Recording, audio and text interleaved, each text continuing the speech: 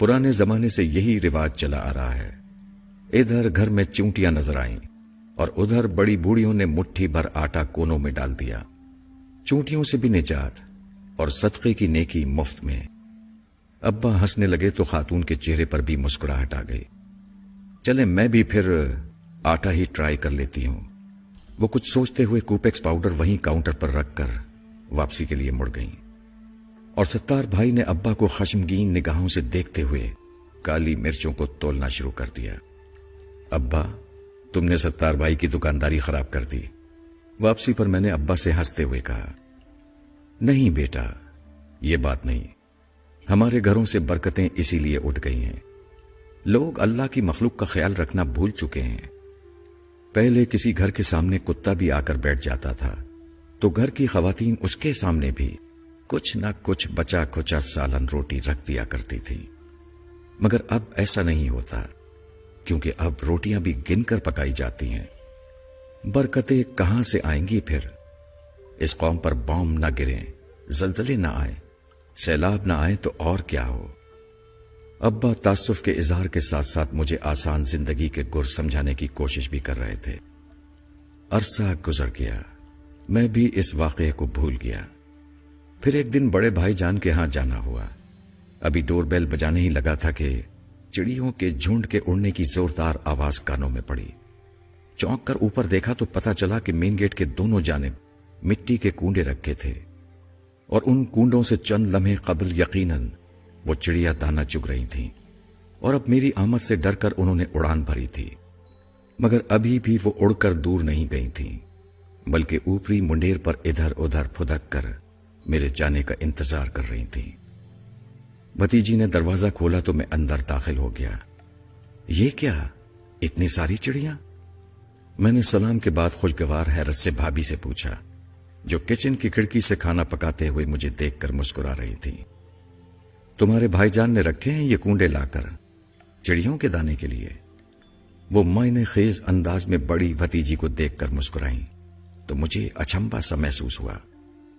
शाम को भाईजान आए तो मुझसे रहा ना किया। भाईजान, ये चिड़ियों के लिए दाना रखने की कोई खास वजह है क्या? नहीं, बस ऐसे ही।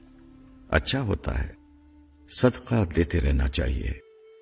भाईजान ने आहिस्ता से समझाया, ये बहुत जरूरी होता है, खुसूसन जिस घर में बेटियां हों। फिर बताने लगे कि किसी बुजुर्ग के पास एक शख्स ने आकर बताया कि वो गरीब आदमी है और परेशान है कि अपनी जवान बेटियों की शादी किस तरह कर पाएगा, क्योंकि गुर्बत की वजह से कोई उसकी बेटियों से शादी करने को तैयार नहीं।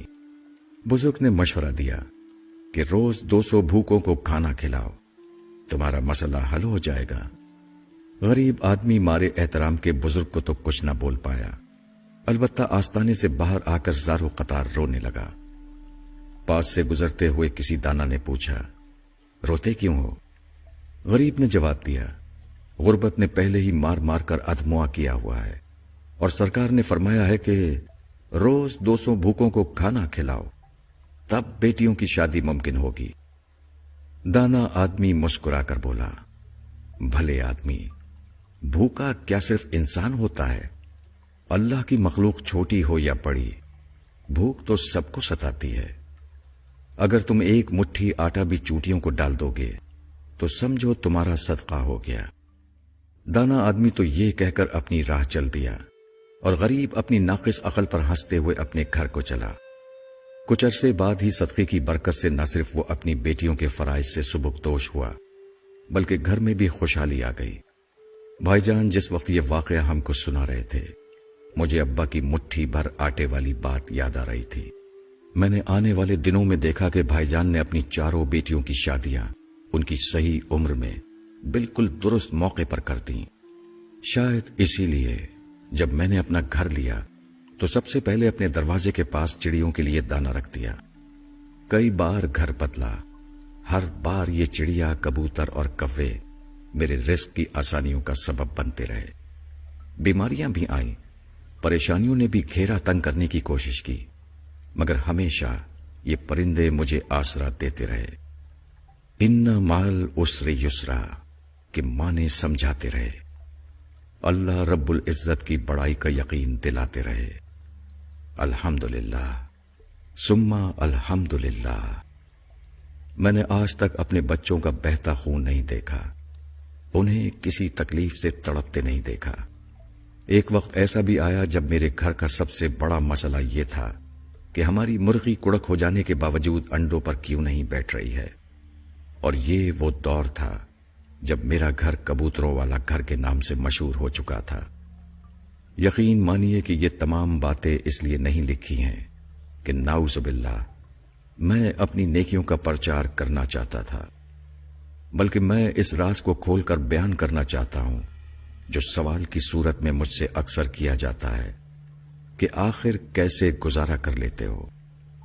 ہم سے تو نہیں ہوتا۔ میں نے اپنی زندگی کو اسی ننھی مخلوق کی خدمت کر کے آسان بنایا ہے۔ تمام بڑائیاں اس رب کے لیے جس نے مجھے اس قابل بنایا کہ میں یہ کر سکوں۔ اللہ ہم سب کو صدقات کی توفیق عطا فرمائے، آمین۔